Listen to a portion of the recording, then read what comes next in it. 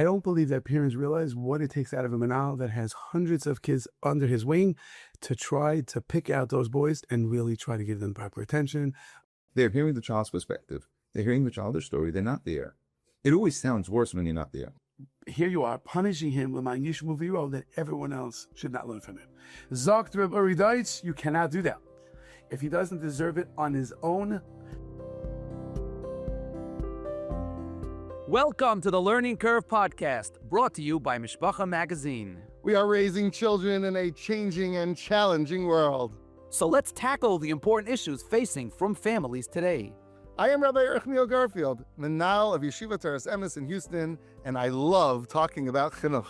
I am Rabbi Schonfeld, Menahel Yeshiva Katana of Manhattan, Beis Tipra of Manhattan, and director of Camp Aish. I also love talking chinuch and sometimes fishing. Join us as we answer your questions and discuss the topics that matter to parents the most. Bruchim Abayim and welcome back to the Learning Curve. Oh yeah. Yes, the summer months are upon us. Not just spring, but summer months are upon us. We just came back from an invigorating Menal's conference that I think you, Rabbi, you had a lot to do with. Yeah. I was on the committee to help get it going, and we started, this is the third year.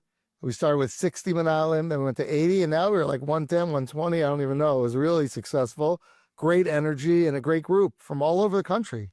It really is that like a group therapy session. And the Tzara Shabbat, the commonality, and we'll talk about it a little bit, and we'll hear about it later, of really, I think, the strides Klal Yisrael in the frum world has made in leadership and in chinuch and understanding children is really, it was palpable at the convention in the illustrious resort in Stamford, Connecticut. Emphasis on the word illustrious. But we have a special program in that we recorded. This was our first, right? We had a live recording with me and you actually saw each other. Yeah. You're much smaller in person. You know, I felt. And we interviewed a bunch of Menalim together, side by side at the night. That was a lot of fun, and we'll play that soon. But let's recap. Happy recap of the Menal's conference. Give me a takeaway, Rabbi. Tell me something special. Go. Oh my gosh, we had so many, wonderful speakers. So there's a lot of things to take away, but I guess something that, I don't know if it's going to come as a surprise, but would be of interest to our listeners is we had Rabbi Avram Fruchthandler. For those who don't know, he's he's a businessman, successful businessman who's been the main supporter of Yeshivas Chaim Berlin and the president and et cetera for many, many years. And he's made a real investment in his life into that community. So he came and spoke about different big picture issues that he has seen. And he was extremely passionate about the need for us Menalim to advocate for higher wages for Rebbeim. And this is something like everyone gives lip service to. We discussed it recently, a little bit, the need. Yeah. Right? Right. We were talking about retirement, I think, in that context, but he was talking about, that basically he was saying that there are in some environments, like in the type of work that he does, sometimes a secretary in a corporate environment can make more than the Rebbe, and how absurd that is. And that he really was putting it on us to go to. But that's not fair to put it on us. We need paychecks ourselves. And we're not the board. We're not yes capable, and no. right? Yes and no, because we do. Oh, listen, it's a group. We all are responsible. If you're listening to this, good news. You're also responsible. Okay, so we're all responsible. But that said, I advocate for things that I feel are absolutely necessary in my school, and I do with passion. Let's say we need to split a grade. We have a grade that has 25 students or 26. Do we need to split it? Do we not? It certainly saves money to keep them together, but I might advocate and say to the board, like, we absolutely need to split this for chinuch. There's nothing to talk about, right? And that is going to carry weight. So, I'm willing to own to some extent that we need to push and we need to advocate, and we are at our school. We try to take care of our Rebbeim and Moras and general studies, everybody, more and more and more, along with everything else. But what I guess Rabbi Fruchthandler's number was interesting. He shared that the package that he gives his Rebbeim, now granted it's New York, Brooklyn, is $120,000. What does that mean, package? How many years is a Rebbe in Chaim Berlin? Talk to me. I don't have the details, but that was the number he said. That I guess the average, what they consider they pay is, I think there's some parsonage, maybe some yontif bonuses, maybe it's 110 plus 10. Like, I wasn't clear, but he said it was 120 broadly. And he was saying, like, Rebbeim have to be getting more and more. And so I thought, all of us walked out. It was a little stunning, to be honest. But listen, I think that's something we all need to hear as Klal Yisrael. As much as that number is not what most professions make, that's still a stunning number for most Rebbeim who make half of that. Correct. But at the same time, who thinks you could live on less than that? No one. Mathematically, it just doesn't work. And he was imploring us to join him in this sort of advocacy. And it was inspiring. It was meaningful. And I think anyone listening should know that this is on our minds. I think we're getting good Rebbeim, but they're really living difficult lives. And let's not forget it. What about you? What is something that you walked away with? I want to share something that I already quoted back in Yeshiva. We're back only a couple of days since the convention. And an unbelievable statistic or an anecdote from Dr. David Lieberman. But first, from Rabbi Uri Deutsch. Rabbi Uri Deutsch, who was my first time sitting in an audience with Rabbi Uri Deutsch, who was very, very special. It was a very special just ambiance and avira to hear the Heibenkeit and the care and the drive and the thoughtfulness. Very chashuv. Doesn't need my askama, but very chashuv nonetheless. And he said something, imploring us Menalim to think about something, and I quoted him today to a parent. Wow. Sitting with the parents, and the debate was what to do with the child for next year. One of those things. And I said to the mother, I said, I have my opinion, and the other administrator has our opinion, but I was just at a Talmud Torah Manal's conference, and Uri Deutsch begged us, no one knows a child better than the Yiddish mama. And I said to the father, he didn't say Yiddish tata, maybe a little, right? But the Yiddish mama. And I said to the mother, who had insights, who had thoughts, who cared, and I said, we are partners in this. I don't know your child so well. Our child was young, and it was tried to come to our school. What do we do with the child? I said, you know your child better than we do. You're the Yiddish mama. And it was such a light bulb moment. We like to say it. Yes, mother knows best, but what to hear it from a Rav's perspective was, to me, was really, it was. That was beautiful. And it is such an important lesson. Something else he said, and it is very much related, but not the exact same thing. He was talking about, I forgot if it was about policing vaping or technology, but basically he said the school can't set a standard that's not the reality for that child at home and in his world. So like in the reality of his world, adults are vaping. I forget if it was vaping or technology, or maybe both. I think he said it both in both contexts. If like technology is part of his world and vaping is part of his world, for good or for bad, but that's just his world. And then school wants to take a stand that's totally out of touch with that. It creates a really unsustainable situation. And he's like, the schools go ahead and they shry and they say, this is a Vaida Zara and this is a Asr Gomer and whatever the words are. And like the adults in the kid's life are broadly doing that. He's like, it's an impossible situation. It's a message that won't be successful and it really doesn't ring true. And therefore there's no end. He said, better you should educate about it in a realistic way, I think is the message. I don't want to misquote him, but that's going to be more effective. Did you hear that? Right. Yes. He was talking about challenges that I don't want to say which vice, but certain some of these tendencies where anashim chashuvim are even seen doing it in public. So how can you tell the kid not to vape if he has a yeshiva, right? But he did delineate, I thought, the difference between, as you said, shrying against it, screaming against it, and this is very cultural. There are certain communities that this is a much bigger challenge than others. The technology and whether it's vaping, smoking, chas v'shalom, drinking, all of that. But he did say that there is something called school rules. And you're, of course, achroi and responsible. And it's a demand on you to set a standard in your school. But when you try to get into the hashkafic push, and yet the kid goes home on Shabbos, as you said, smartphones, vaping, drinking, right? And all of a sudden people are doing it, it becomes very, very challenging. I want to share an amazing anecdote from Dr. David Lieberman, who was awesome. Oh, wow, I could have, for someone who doesn't like to sit so long, that was great. He was quick. He was full of, for those who have never heard of him, you can go to Torah Anytime and type in Dr. David Lieberman. He has loads of great stuff.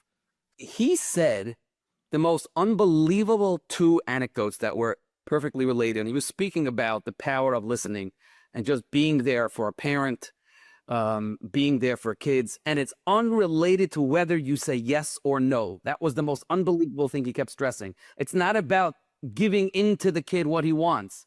It's about hearing him out. And he said a study was done. You remember the study with 2,500 felons? Yeah. With 2,500 people sitting in jail. And they asked those people, they took a poll of whether they thought they were treated fairly or not, right? And the question was, how fair do you feel the legal system is? And what was incredible was that their answers did not hinge and depend at all by how many years they got.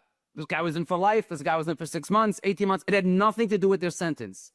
The entire correlation and exact connection was, it was ba b'mida, it was in measure of the amount of time that their public defender spent with them during trial. If their public defenders, the more time the public defender spent with them during trial, the more fair they said the legal system is. Even, and nothing to do with their sentence. One guy got just mind-boggling. One guy is there for light, he says it's fair, and the other guy's there for 6 months and says it's not fair. Just being there to hear. And then he said something, which, this is his story, not mine, about he said he was at a Shabbaton with divorced people. I think it was women in the audience. And he said, I asked one question, and if the answer is yes, I asked the question, if this and this would have happened during your marriage, would you still be married? And he said 3/4 of the hands went up. 3/4 of the hands went up. And his question is, when you went to your spouse with an issue, and this is amazing, had your spouse, he or she, emphasized, validated, heard you out, but still didn't do what you wanted, would you still be married? 3/4 of the room raised their hands. I'm not a buck and show. I'm biased. I'm barely try to be a little bit of have an experience. It's to me, it was almost terrifying in that it's not about whether you give the present. It's not about whether you give the extra recess. It's not about whether a parent, you agree with the parent that the Rebbe was right or wrong. It's just listen. It's do what I try to do to Rabbi Garfield all the time. I just Thank you. I thank you for it. But how it was, I was stunned by those two stories. Absolutely blown away. In a way, it's empowering because it means that, if you learn the skills of listening and validation, that you can really be more successful with more difficult conversations and issues. But it's also very, very powerful. Yeah. All right, let's introduce the next segment, which is this unique thing. So we discussed in advance of different Menalim to give different perspectives on the life of a Menal, sort of let our listeners hear what goes on in a conference when we're hanging around together late at night, and what we really... I'm sure people are waiting with bated breath, just the excitement, the tingling of a Menal conference. What could be more exciting? Right. What's it like? So we got myself and Rabbi Schonfeld and 4 others, as you'll hear. Rabbi Gopin from Toronto, Rabbi Heshi Forrester from Chicago, Rabbi Yehuda Brescher from Waterbury, and Rabbi Aaron Gabia from Lakewood. And as you'll hear, we all come from very different perspectives, but certainly shared a lot of good times and good insights together. We apologize if the audio is not as good as you're used to because we were sitting around in this sort of less than perfect environment, but hopefully our tech team will polish it up enough that you'll be able to hear it and enjoy it. And we hope you enjoy this very special interview recorded live, Stamford, Connecticut, at the Torah U'Mesorah Menalim Conference. So as we continue on this very special episode here, live in the Menal's Conference in Connecticut, we decided to do something a little different this week, Rabbi Garfield, and as opposed to taking emails from parents, we're going to bring parents under the hood. We figured we're in a conference with over 100 chashuv Menalim. Let's bring the most chashuv, allow you to introduce them, and then discuss the day maybe, or the year, or the week in the life of a Menal. Yeah, wonderful. It is very special to sit with such chashuv Menalim and talk about these issues. And I love Torah U'Mesorah conferences. Anyone who knows me knows that. So to be here with you and to bring the whole learning curve tzibur with us in the conference is awesome. Okay, so we have 4 very chashuv Menalim, really diverse from all over. Looks Rabbi Heshi Forrester is the Menal of Yeshiva or Baruch in Chicago. Welcome. Good evening. Thank you so much. We have Rabbi Yehuda Brescher, the Manal of Yeshivitan of Waterbury. Welcome, Rabbi Brescher. Welcome. Thank you for having me. We have Rabbi Dov Gopin, the Manal of the Toronto Cheder. Thank you for having me. And last but not least, Rabbi Aaron Gabioff, the Manal of Shagas Aryeh in the older grades. That's 5th, 6th, 7th, and 8th. Thank you. Looking forward. Where is Shagas Aryeh? Lakewood, New Jersey. Small little shtat. Yeah. Yes. Okay, wonderful. So, Rabbi Schonfeld, how are we gonna break this open? So I think we're going to have maybe the Menalim say a little bit about themselves. Great idea. And then we're going to discuss, we'll throw shilas to the audience about some of the challenges that we have. This is a little bit, it's like an off the record, conversation that maybe people could listen in on about what we do as Menalim, some of our challenges that maybe this is not just a therapy session. This is hopefully something that people can gain from. All right, so let me ask Ray Forrester to tell us a little about your background, just like, how long you've been in Chinuch, and a little about your school, how many kids, and who does it serve? So we've been in the chinuch business, if you can call it that, for about 20 years now, mostly in New York, last 5 years in Chicago. Our school is about 380 boys now. That's K through 8? K through 8, all boys. Okay, wonderful. Ray Brescher?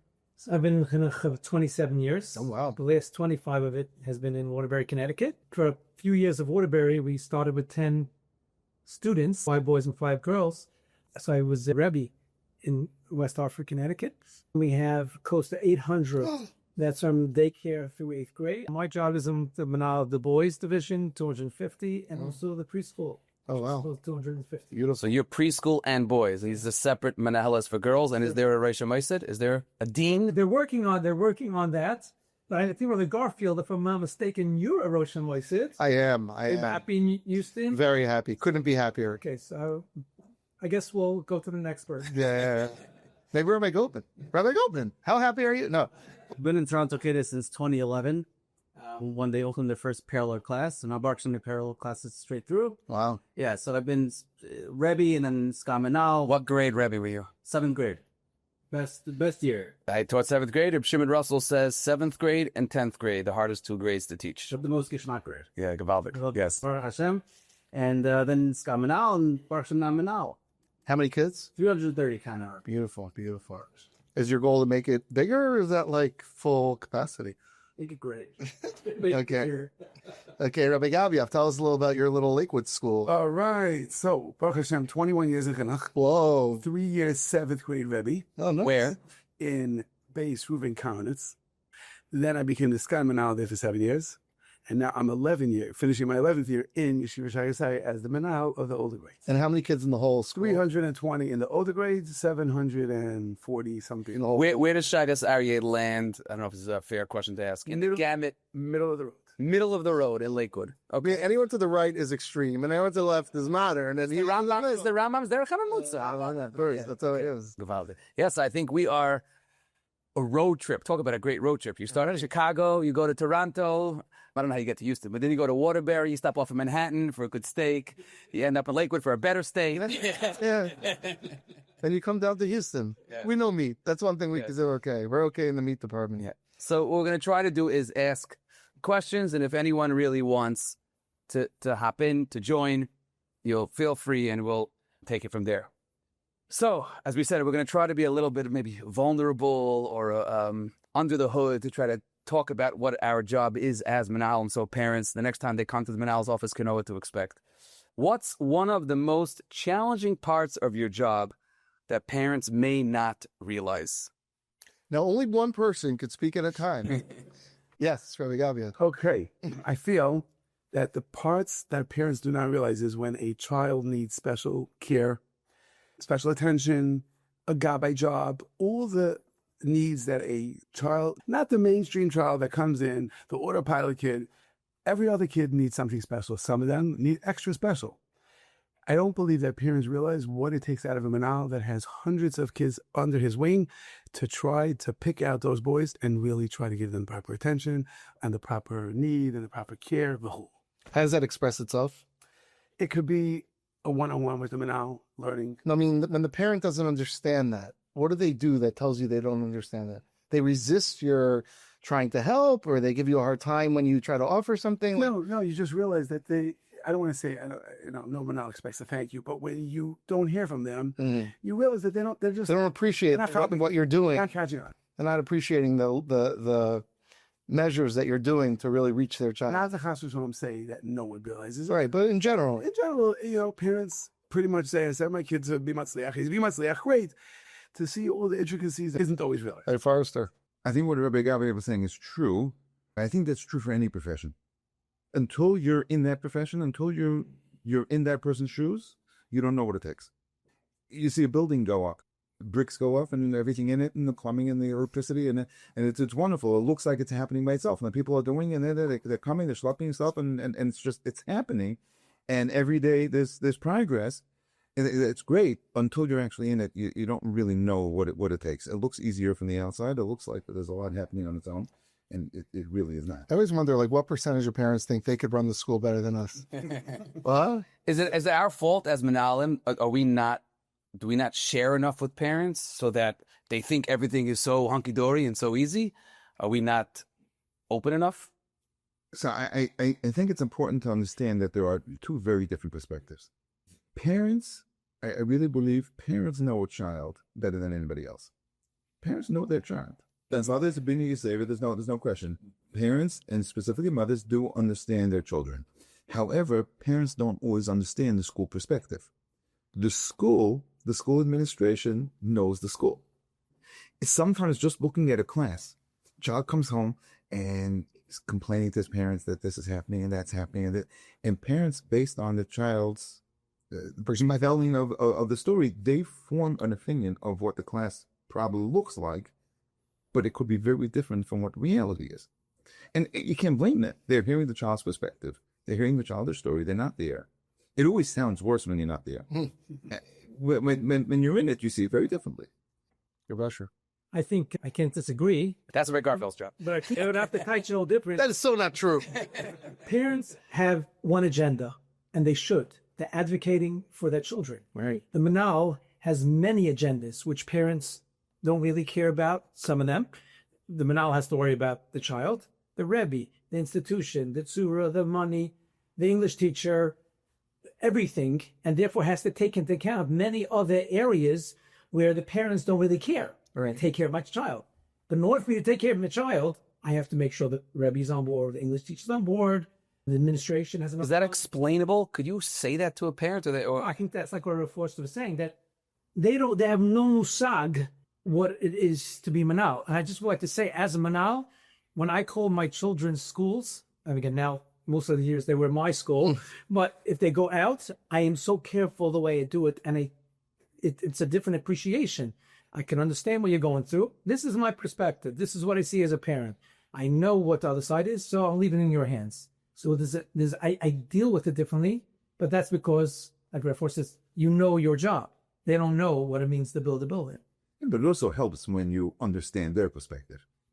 So if I understand the parent and I give them that feeling that I understand them, now I'm working with you as an individual. Now we can also see the flip side. So we had a discussion about this specific child, what he as an individual needs, what's good for him. We have an understanding. The parents hear from us. They hear the sympathy. They hear we're working with them.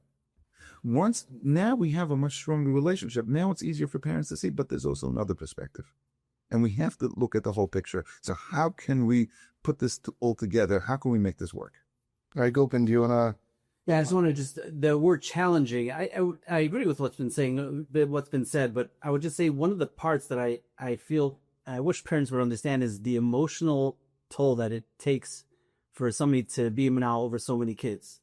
And you really, like, every decision you make is like very heavy because you know you're dealing with the nitzkis of the child and the neshama that's with you. It's like very heavy. It's not like anything that we take lightly. And I think anytime a call has to be made, like, we're not coming in a vacuum.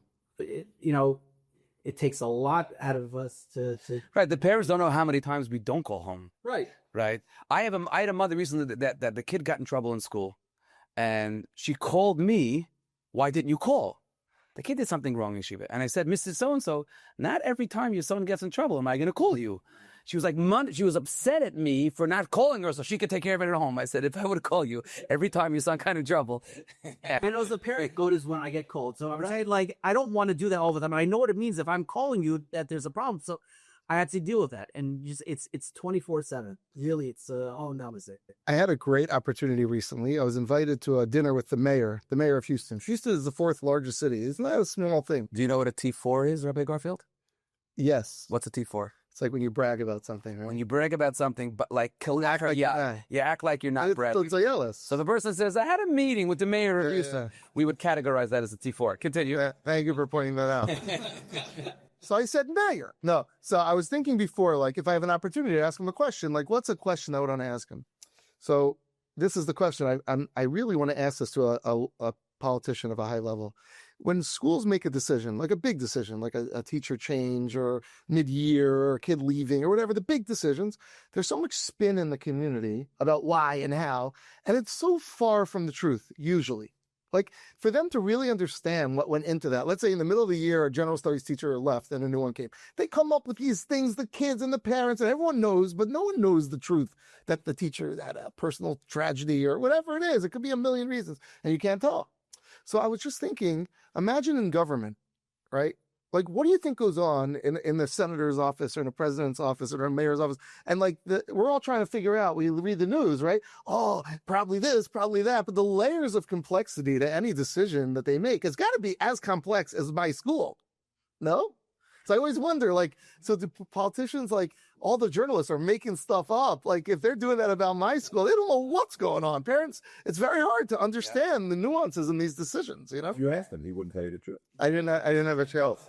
I didn't have a chance, but there was a reporter there. And after he left, I said, oh, I wanted to ask this question. The reporter said, you're absolutely right. Reporters are making up stuff. You think it's true, but they're making up stuff. Right. Because it's very hard to know. And I think, you know, parents are very quick to make a story that sort of makes sense to them. And then before you know it, they've already executed on the story. And it's like, whoa, let's get the facts, you know, a little right before we move on. The next question, I think it really depends. I have a tremendous advantage, Baruch Hashem, and that is that the size of my yeshiva is not too small. So each class bar is full, but we're small enough that... Is that a T4?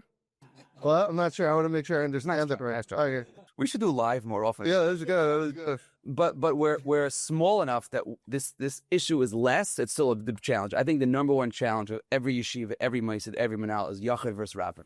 The yachid does something, and really, if it was just him, maybe I wouldn't punish him, but he did it in public, and I have to make an example out of him. And how do you balance? If there was a yachid, you would never throw a yachid out of yeshiva. You would never suspend the yachid. You would deal with him as a kid. But there's Laman Yishminu v'Yiro. Maybe we'll pick who's the biggest yeshiva, who has the most kids under it. We'll start with Rabbi Gabiov.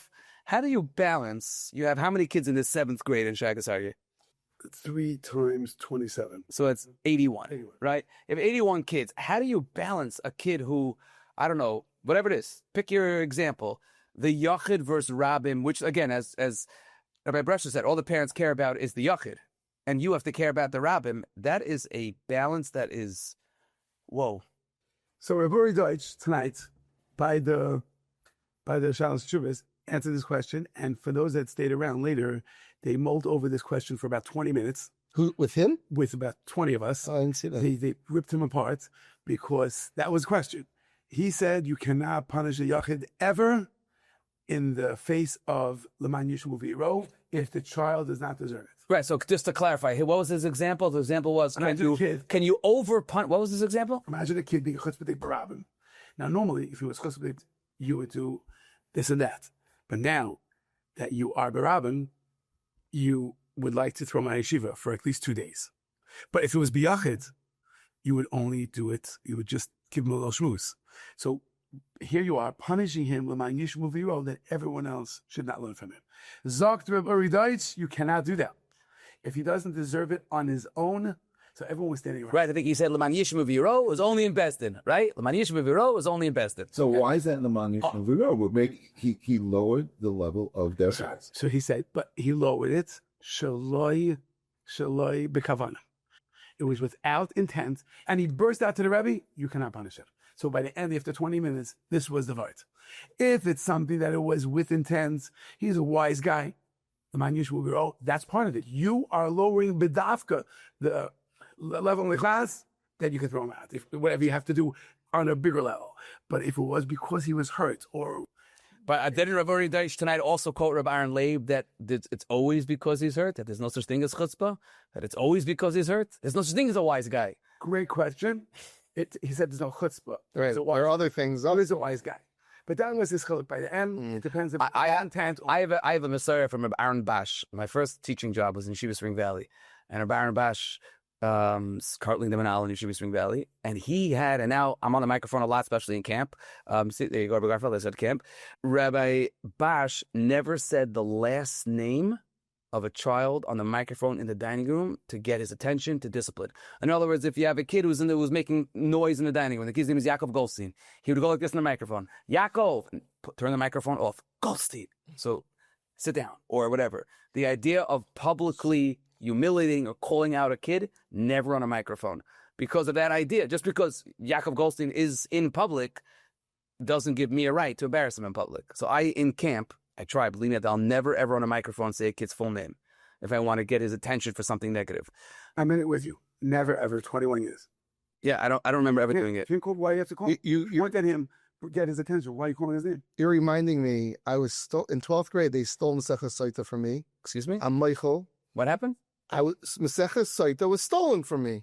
In 12th grade, I was into learning, and then we had chavrusas, berbikias, and I was learning with a very good chavrusa, and they said, it's not working, we have to make a shir. I said, what do you mean it's not working? I'm learning well with my chavrusa. No, the whole class is not learning well with their chavrusa. We have to make a shir, and you have to go sit in the shir. And I've learned Sota since then, thank you, and I'm Michael Zain, those people. But I remember, like, as a yochid, I was so angry at them for stealing my Mesechus Saita so that I have to sit with all these clowns in a shir. So what do we do? So, Rabbi Gopis. thank you. Just first of all, Nissen Krelitz in his Sefer, Mastika Rabbi says, Manish Mubiro is only for based it. Oh, Only Lalacha. yeah, it's according to Sefer. That's first of all. Second of all, there's always a why. And I mean, we have this all the time where you had different families who adhere to certain rules and other ones don't. Like, it comes up all the time, and you judge every family different. You judge every kid different. There is a call. Fair is not equal. Not everybody's not equal, and every kid needs something different. You've got to find out why the kid did what he did, and it's not applicable to everybody else. So if he went ahead and he screamed out something he should not have screamed out in public, why do you do that? You sit him down afterwards, you say, why did you do that? Something. So he's never punished. I say you're never punished. You have to punish according to what he did.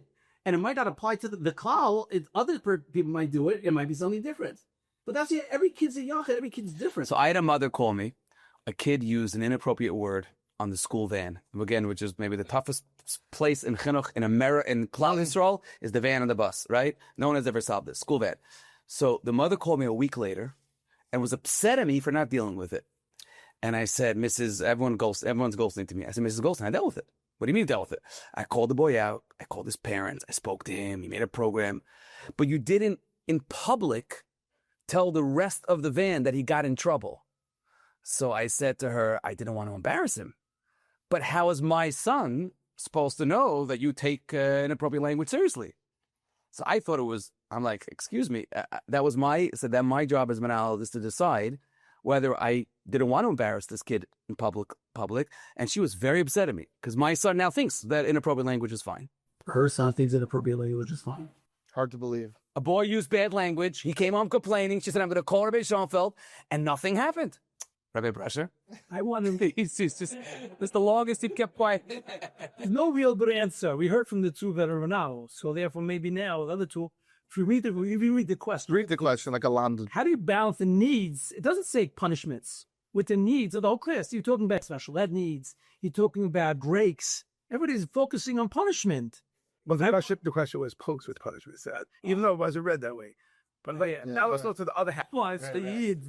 So I think we want us to be heard or any insight. Is this mother right? This mother says to me, how could you not announce to the class that this kid got his mother call, that you called him into his office? They think inappropriate language in the van is fine. I really would, if it was me, do go into class and speak about a problem. Not say that I did. You say, this is not. So you're saying I was wrong? I wouldn't say the problem. That's ironic to me. But I'm a yachid. Something. There's also 4 kids on the van. So I said to her, it's 20 kids in the class. There are 4 kids on the van. So it's different. She wanted me to call out the whole van. Why come split the difference? Whatever you do with the individual, on an individual basis, he gets what he needs for his chinuch. But the fact that there was inappropriate language used on the van now, then the next day you can get on the van for 10 seconds, and the Sipos want to remind her that when we're on the van, even though there's no adult, the Rebbeinu Shalom is still there, we still have to be careful, and we're getting, and our mouths are kaddish, You have dealt with this before in your school. You have it down pat. Be careful how. Rabbi Bachaya says, yeah. In other words, without pointing out about the boy, just a shmoo is not advised. So again, exactly. I'm not saying anything. With the mother, well, the mother wants Yana to get. Her mother wanted Yana to get punched. You know, we really can't always make ones happy. It's not okay. You can't punish, make somebody else happy. All right, let's move on to the next question. This is related, but a little different. What do you do when there's a tension between what the school could offer and what a parent expects? So I have a good standard example is a second math class. You know, like you have a one math class in 8th grade, either it's algebra or it's not algebra, and that kid needs either algebra or not algebra, and the parent comes and says, you know, what kind of school is this? You're not offering what my child needs. Or let's say in Gemara, it could be the same thing where the child is either advanced or below, and you can't do it. So how have you found the ability to communicate that and make that understood, or how do you deal with scenarios like that?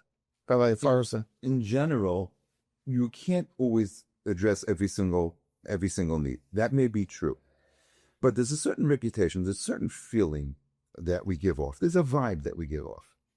If the vibe is, as much as we have rules, we're okay to break rules when we need to because we look after the individual, so then it's okay. I can't always do that. We have this issue very often. We have parallel classes. How many in a class? We have up to 25. So some of the grades are roughly about 20-ish, some are a little less, some more. But there's 2 classes of every grade all the way through.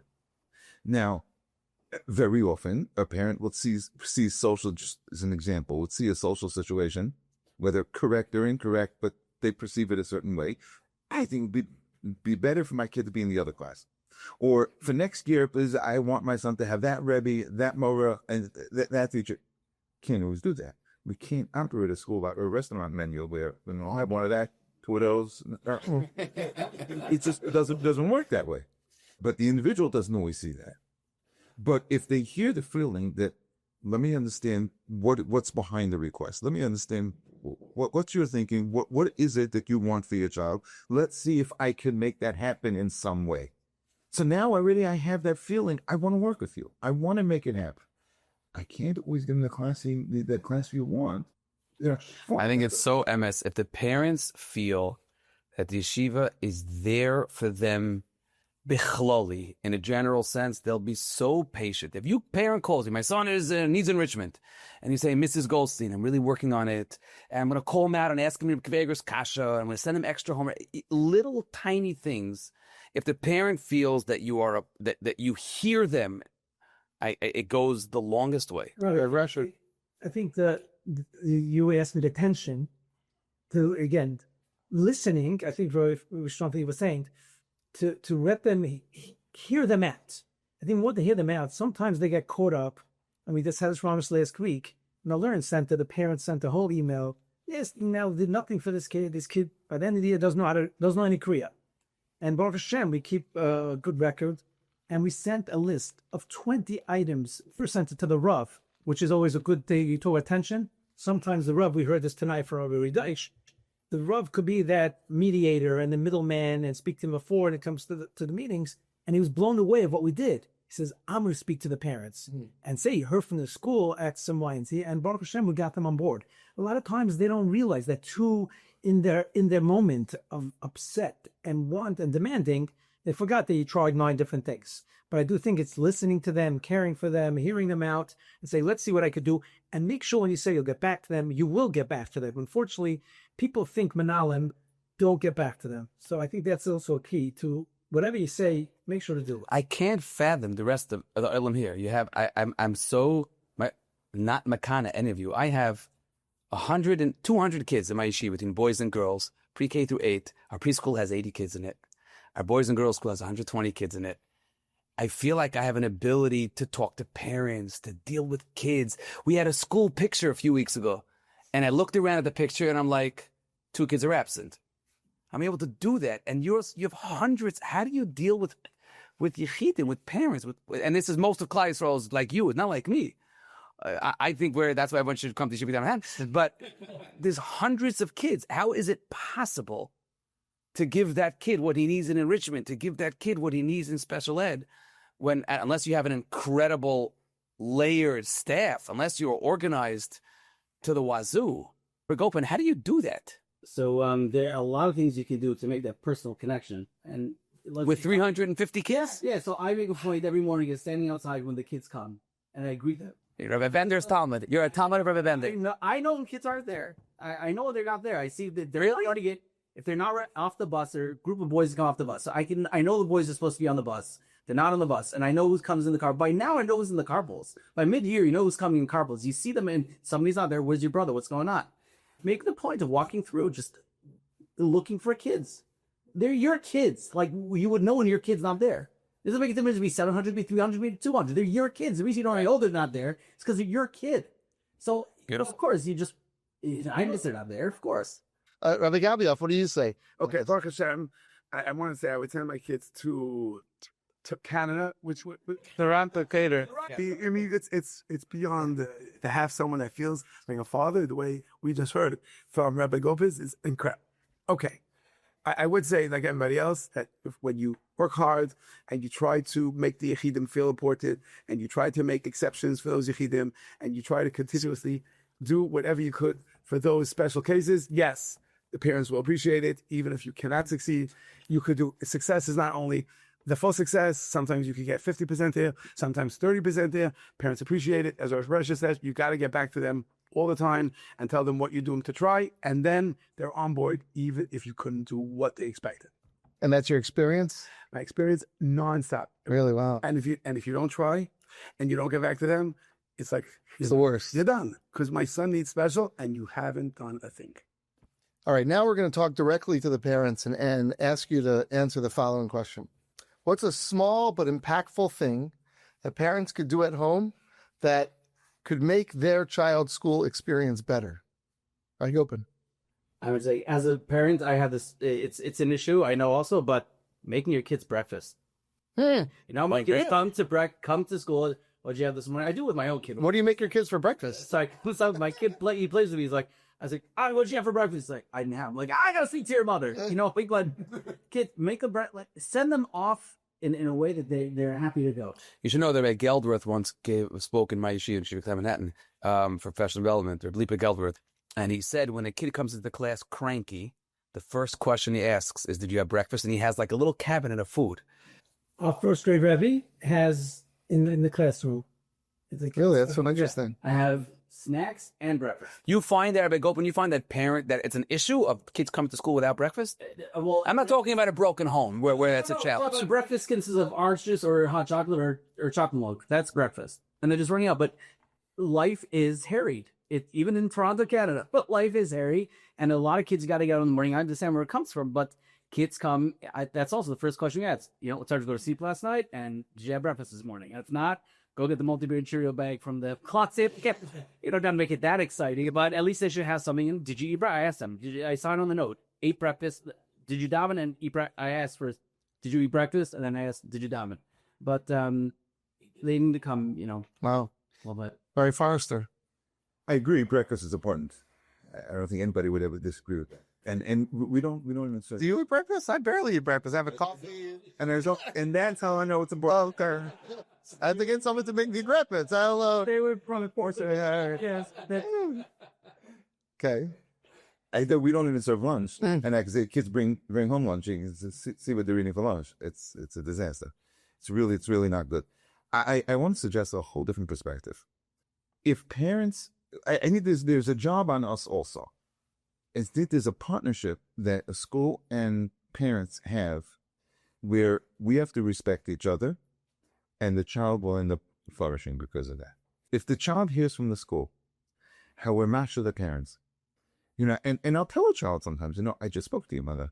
That there was some behavior thing, some academic, whatever the issue was. But before I tell you what we spoke about, do you know I realized how lucky you are? Your boss loves you so much. Awesome. She will do anything to help you.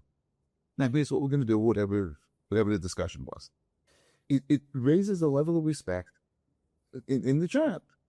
If we as parents do the same thing in reverse, wow, look at this test. Chaim, you did so well on the test. That's great. I'm so proud of you. All that's important. Look, see, Rebbe worked hard. More protected. That's great. The Haggadah comes home before Pesach. It's unbelievable. The Arts and Crafts projects, or whatever grade it is, it's just great. Your Rebbe, your Mower, it's such a fantastic. They put so much work into this. This is beautiful. It doesn't take much. It goes both ways. Beautiful. If I could just add, Right, Brasher. to Forster, that you said what small thing, just to go off what Forster's saying, instead of like, how was your day? In other words, get them trained, something good happened today. A lot of times. So what happened today in yeshiva, like asking for something. Sounds like you're fishing for negative. There's a fishing negative. Right. And one parent recently told me, he says, you know what? I changed that mahalach. Instead of those, and then start positive. What does she ask? Tell me something good that happened in school today. I need something positive that happened today. We do, in my family, we do highs and lows. You know highs and lows? Every day? Friday night at the Suda. Relax. This is a different angle that I really appreciate what you're saying. I learned something here at the police test as well. Not only the parents of really recognizing, as a manal, we do this to our babe. Someone said this tonight. Go into a class and saying, wow. So the Rebbe, I went into the middle school, the Nahal was there this couple of days, and the Rebbe says, whoa, they know it already. You don't have to give me excuses. I'm here to make them feel good, and you feel good. It's okay that they're doing well. So I think that's important, that the manal is to respect the Rebbe in front of the kids, and they go back and they feel good about it. Agree. I don't think parents realize how impactful their attitude about school is on the children's experience in school. Yep. Like, we know which parents don't respect us because we see the way the kids are so flippant. They're like, Was a certain kid in my yeshiva this year that is struggling with his Rebbe. And then I found out that his mother, not in a nasty way, but has been, I don't want to say bad-mouthing, but has been krechzing right. and kvetching about the Rebbe to other people. And it's like, no wonder your son doesn't love his Rebbe. I have a technique that I try to do is double down in positivity on those people, on the children. So like, I treat them so well. I mean, we treat all the children well, but I know that if it's coming from a family, I know I have to work extra hard to like be there to overcome the negativity that they're getting at home. You do that with the parents also. I try. It's harder. Why is it harder? You have less access to them, and they're more entrenched in it's more of like a lifestyle sometimes. So you just avoid those. No, but you try, but it's harder. But the kids, they're naive. They're not as hardened in their dislike. And if you're really nice to them, they respond to it. I mean, everyone responds to kindness. It's not like yeah, but with the children, you could really be genuine, and the kids appreciate it. If I could add, Rabbi Gabiov, please. Number one, I love that it was such a beautiful thing that you mentioned about Forster. I'll tell you where it came from. Where'd it come from? It came from... And Forster, I don't know who told you that you have an unbelievable baritone voice that's just like, wow. You should start your own podcast. You should have your own podcast. And if people on the podcast be able to see your beard, they would realize that it's not a lifestyle. Where did it come from, Rabbi Forrester? Not the baritone, the story, the Maisa and Haga. It's when a child misbehaves, a child's disrespectful at home. Child answers back to his mother. It's very hard for his mother to say, Kibbutz, can't talk to me like that. To stand up for your own cover is very, very difficult. But the father can step in and he says, don't talk to me. You can't talk to your mother like that. And vice versa. Each one sticks up for the other. It makes a much more wholesome. So what Forster is saying is that his kids struggle with chutzpah at home. So him and his wife have developed this technique. That's where the boys came from. Rabbi Gabiov, you want to add something else? So I wanted to say, I'm thinking now that we have 6 Menalim sitting around the table, yeah? I never thought about speaking to parents about this. Imagine by your next parent meeting, you mention, say, we're working on it, it's not working. We realize how important it is, and we're going to put extra effort at every opportunity. we want to tell you that if you did the same, this would be such a shirt to this, that your kids will become the next Gedolei Hador. But the parents have to believe you that you're actually sticking up for the parents and not saying, don't listen to your parents. So that's the first part of the drug show. We're going to put in the effort, so you also do that. Right. I have an idea. One, we do campaigns and programs for all different kinds. Adopt a parent. Wow. Simple Kibbutz Man program. We do brachas and mitzvahs and all kinds of things. Let's keep it on man. Push. It's so important to respect the non-parents.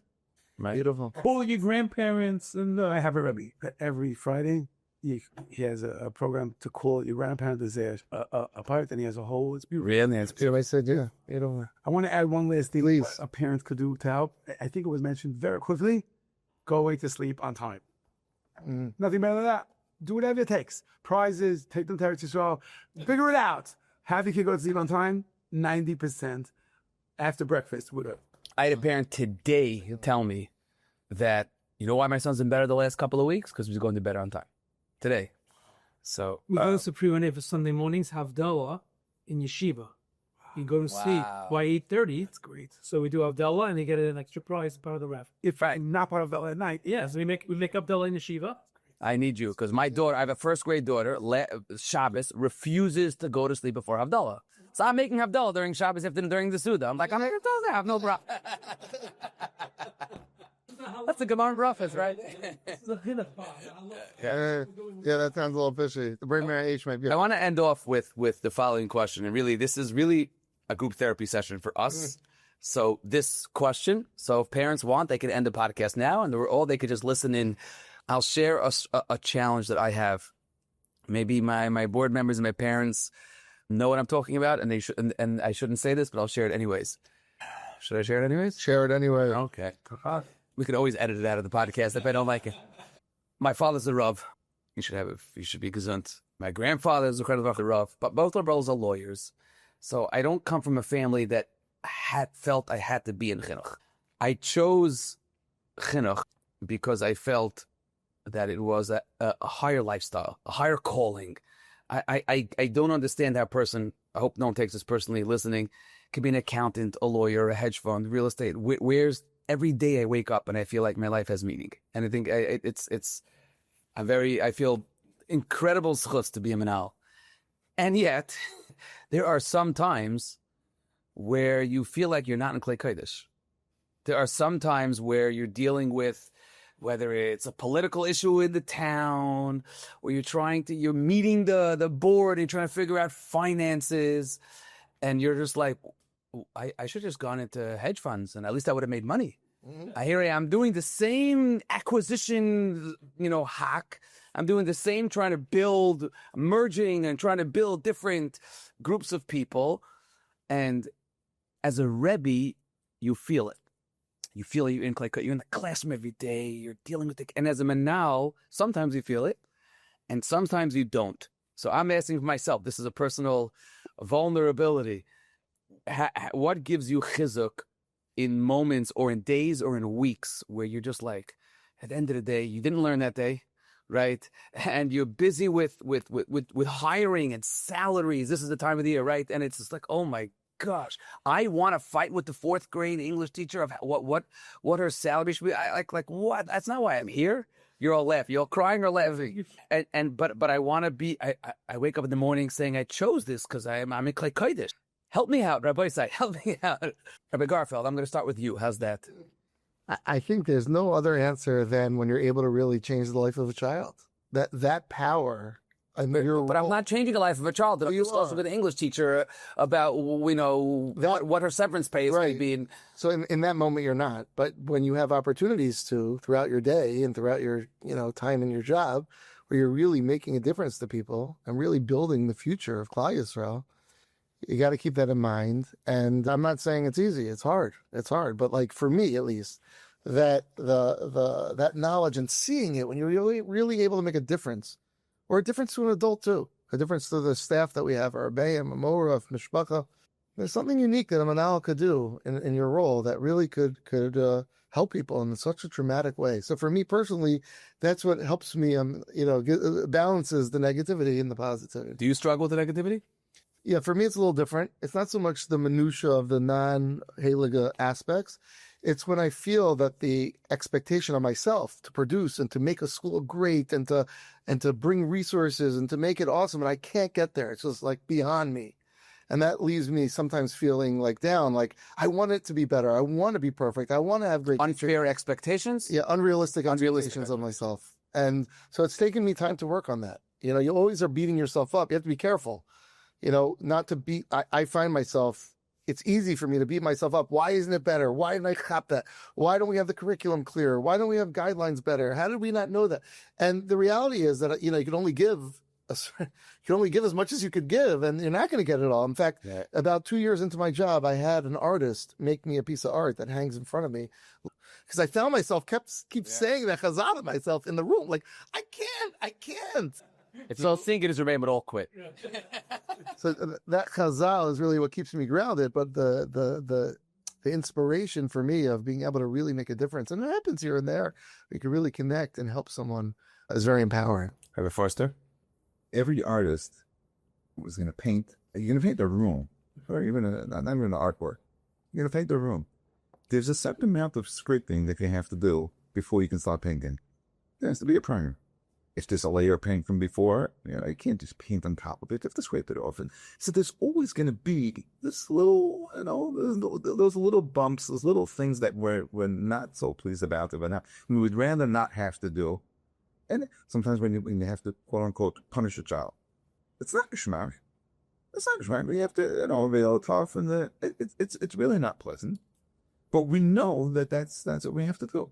And sometimes, let's say you give an example of a political thing. Yeah, it's not really why we went into this business. That's true. And I don't have to deal with the, you know, town stuff and, you know, and busy with politics and, you know, with the shul, with the school, and whatever the issues may be. I don't want to have to deal with that. But sometimes that's par for the course. And I mean, but if we set our goal, like in every business, every organization, every business has a mission. Well, they should have a mission. And you make sure that you review your mission all the time.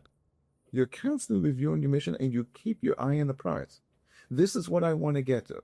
So good. I know that throughout the day I'm going to get pulled away. I have that anchor that keeps pulling me back. I want to make sure I get to that.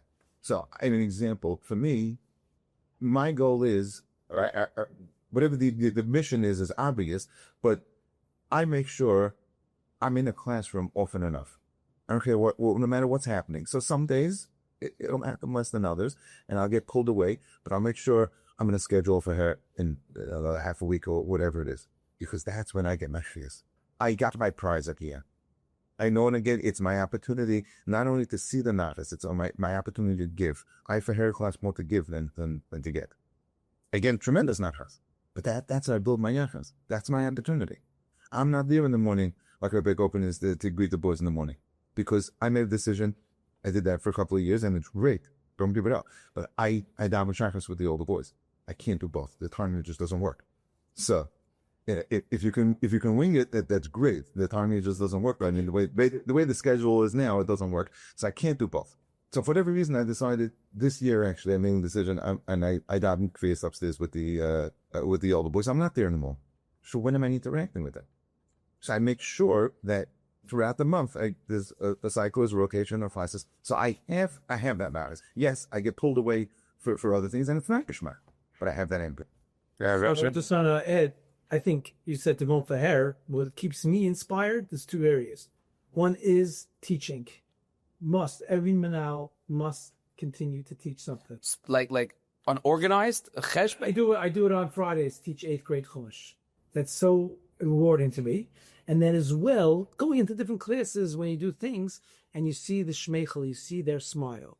That is valuable. That's keeping inspired, as well as the Rebbe. Like a Rebbe came to me, I heard you started a program there. I want to start it here. Wow, how can you know to make me feel good? This was my request, on Friday. So I went in and started Schneider for a program in that class. Those are things that keep me going and keep me inspired. And then you could deal with all those other things, the 4th grade math teacher, it's salary. I see we're all saying similar. It's the substantive interactions with kids that really is why we got into this. Right. And keeps us, right open. How about you? So I do that with the older boys, but sometimes I have to leave early because I want to be out there. But there's so many moments during the day in my week that you really can inspiration. I walk by some classes, I'll just listen from outside. I'll just listen to the Rebbe go. I'll listen to the kids learning. You can't help walk through a hallway here in Tinoke Shavitz Ravon, learning and somebody. He's Gopin is good. So you go Erev Shabbos with You have an email address the parents can apply to your school. I'm studying to Canada. You're gonna get the last slide, Rebbe. Yeah. Un Canada, right? Or Place the Silver, right? Wow. We do this thing Erev Shabbos and Mesivta, and I recommend it to everybody. It's 25 minutes, all Sachagol. We sing a couple of good. It's grade 1 through 4. I can tell you whatever my week has been like. It's all gone by that Erev Shabbos. You see little kids and they're screaming, they're yelling, they pushing on the table. Then now we're seeing like Ba'omer, and they're really getting into it. Like there's somebody, and then you just go invite you. You get invited to. I got invited to a Talmud's the Pidnei Ben verse kid. A kid I taught in 14 years. Like, I'm saying, like, it makes it all worth it. I told his father, that I don't have any kids of my own. I don't have grandkids, but this is the close I feel to this age. Like, there's so many moments you just take them in. Beautiful. Rabbi Gabiov? So I'm going to take a little different twist here. I find that the thing that gives the most sibuk and the most chizuk is watching kids change. I have 5, 6, 7, 8, so I'm very focused on that. There's such a big change. Sometimes you find real Hevelite in 5th grade. They turn around in 6th, then they turn around sometimes in 7th. And I watch and I say, that was all worth it. Wow. And my interaction with them is I am in the classrooms a lot, not as much as I would like, but my interaction all the time is in the hallway. I schmooze with kids throughout. They love schmoozing with me after Shabbos and the hallway, on the way in from recess, on the way out. The schmoozerai and the handlerai, I feel like an uncle for them. Many times when I have to be... Not a Zeta. One day and one Saturday, I'm like their uncle. Many times, just that interaction. Yes, I also speak to them after davening. I daven with the older boys, and I speak to them for a few minutes after Shabbos. That's where I give my neshama and anything I want to give also. It's great. But watching kids change and grow is just, I feel that's really useless. Besides, let's not forget, every once in a while I think about the LMFT we're going to get. Oh, I get that. Yes, we could be richer. I think we're all Bali Kishmer to be able to run hedge funds maybe. But bigger picture, you got to think about LMFT every once in a while and say, you know what? We're doing this for the Rebbe. Beautiful. But those successes are LMFT too. That's true. So Rabbi Garfield, I'll let you close. I just want to end by, I hope parents and our avid listeners appreciate or at least are inspired by the way we are inspired to listen to, I don't know, my Menalim, I hope they're not listening, when I was a kid, we're not like this. And not just the chios, but the ava around this table. And I hope parents hear what Rechmil, me and you hear, and that is the care, the love, the mesiras nefesh. But more than that, it's the embracing, and we don't want to be anywhere else. As much as maybe we're talented and we could do hedge funds and lawyers and accountants, we could have been anywhere else. You know, I think the 6 of us represent the 100 of us that are at this conference. That, you know, Ashreinu Matev Chalkeinu, we make mistakes as Menalim. We're not perfect, but we are here for the children. We're here for Klal Yisrael, and really we love it. We laugh tonight a lot, but I think I'm not Makana anyone else that does anything else. I'm not Makana my wealthy brothers who are lawyers. A little bit, but and I hope parents appreciate the fact that us Menalim make plenty of mistakes. We give our kishkas to the kids, and all we want, as all the Menalim ever said, is that our kids should be matzliach. beautiful. I couldn't have said it better. That was beautiful and exactly very similar to what I was thinking. And this idea that when we deal with a kid, we always say kids are good and they want to do good. And if there's not, there's a reason. And I think just sitting around here and listening to us, we feel the same way about Menalim, right? Parents of Menalim, something's not working. It's not because we don't want it. Menalim are good. Yeah. That's exactly what I want to say. I see we're good. We're trying. We have a lot of things going on. We're trying. We want to do good. And if there's a problem, let's talk about it. Let's try to figure it out. Give us the opportunity. I think everyone here just wants the opportunity to try to work it through and be the best we can be. And, we have limitations both from us and from the circumstances, but it's not because of a lack of desire to be there for your children and for your families. Rabbi Isai, thank you so much. It was wonderful to spend time together. And Mitzvah Hashem, we'll be able to continue to build Torah and Kinder for Klal Yisrael. Well, that was wonderful. I'm sure you could all tell how much we enjoyed the time we spent together. I think there was a lot of laughter and a lot of shared experiences. And I know Rabbi Schonfeld and I, we left off the conversation being Mishabach, these wonderful Manalim, and I still feel that way. I still feel it was such a Kiddush Hashem to see that these are the people running the schools of our children. Yeah, and to me, if that's my walk away from this conference, besides hopefully what we gained, pedagogically, was that we're in pretty good hands. I know we're giving ourselves a pat in the back here, but professionally, the Menahalim, we really, and this is the big we, not me necessarily, not Rabbi Gar, not you, Rabbi Garfield. Menahalim care. We're not trying to be controlling, and of course we're not perfect, but the desire to be there for kids and to be there for parents. Such a sincere group. It's such a Kiddush Hashem that such a group of people get together to say, what can we do more for Klal Yisrael, essentially. We're being really, really mushy. I think people shut it off already. You could end it with the podcast now. All right, so let me just say this before we end. Quick, Thank you for listening. Please feel free to send any question or comments. We love your comments to thelearningcurve@mishpacha.com. And we're looking forward to hearing from you and continuing to talk chinuch here together.